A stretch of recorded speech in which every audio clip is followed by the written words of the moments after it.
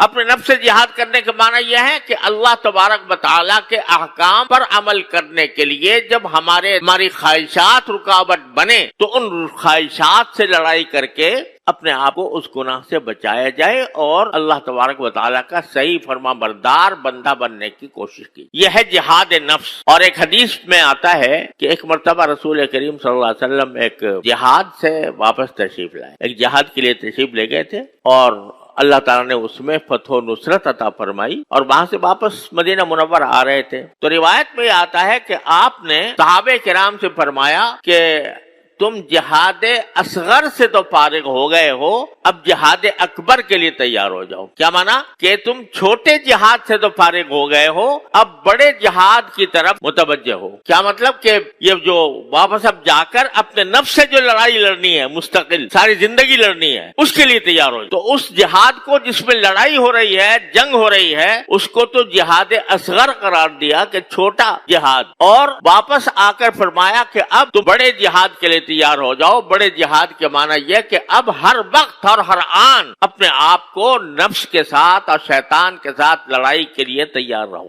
یہ جہاد ہر انسان کے ذمے فرض ہے اور اسی کو رسول کریم صلی اللہ علیہ وسلم فرمایا کہ صحیح معنی میں مجاہد وہ ہے جو اپنے نفس سے جہاد کرے، اپنے نفسانی خواہشات سے جہاد. یہ ہر وقت فرض ہے، ہر آن فرض ہے اور خاص طور پر اس زمانے میں بھی، جبکہ آپ دیکھتے ہیں کہ مسلمانوں کی حالت پورے عالم اسلام میں بہت ہی افسوسناک ہے. سارا عالم اسلام مغربی طاقتوں کا تقریباً غلام بنا ہوا، نہ اپنی مرضی سے حکومت بنا سکتے، نہ اپنی مرضی سے اپنی معیشت چلا سکتے ہیں، نہ اپنی مرضی سے کوئی فوجی کارروائی کر سکتے ہیں. ان کے چشم و ابرو کو دیکھ اور ان کی دی ہوئی ہدایات کے مطابق زندگی. یہ حالت کیوں پیدا ہوئی؟ یہ حالت اس لیے پیدا ہوئی کہ ہم نے جہاد نفس چھوڑ دیا. یہ اپنے نفس کے جہاد کا جو مطالبہ کیا ہے قرآن کریم نے بھی اور رسول کریم سرورت عالم صلی اللہ علیہ وسلم نے بھی، اس کو چھوڑ دیا. خواہشات کے پیچھے چل رہے ہیں کیونکہ مغربی طاقتوں نے کچھ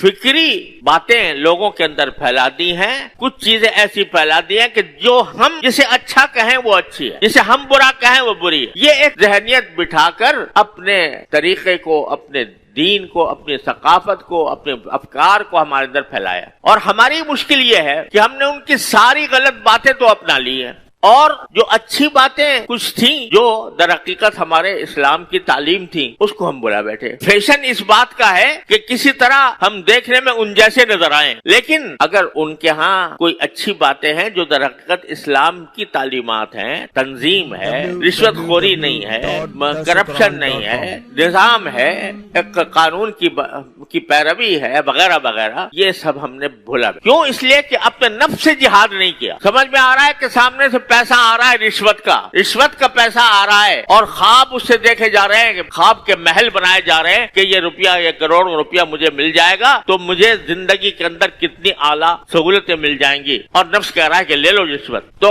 قرآن تو یہ کہہ رہا تھا کہ تم اپنے نفس سے جہاد کرو.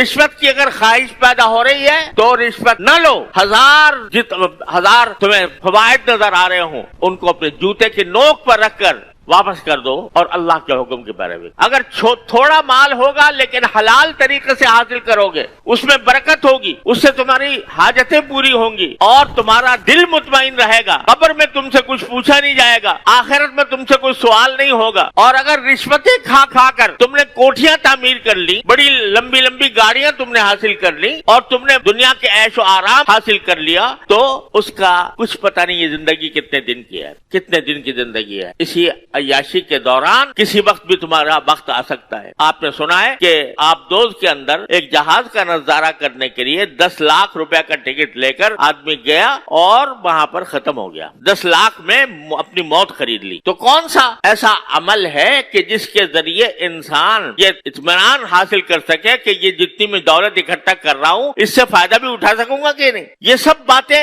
اس لیے ہے کہ اپنے نفس کی خواہشات کو بے لگام چھوڑ دیا ہے. اس کے اوپر کوئی روک عائد نہیں، اس سے لڑائی کا کوئی جذبہ نہیں، اس کے ایسے جہاد کا کوئی جذبہ نہیں. تو جو اگر کوئی شخص کہے کہ بھائی میدان جنگ کے اندر کافروں سے لڑو، تو اس کے تو بعض اوقات جذبہ پیدا ہو جاتا ہے، اچھا گئے سے گئے مسلمان کے اندر ہو جاتا ہے. لیکن جب نفس کے ساتھ جہاد کرنے کا موقع آتا ہے تو وہاں پر آدمی ہتھیار ڈال دیتا ہے.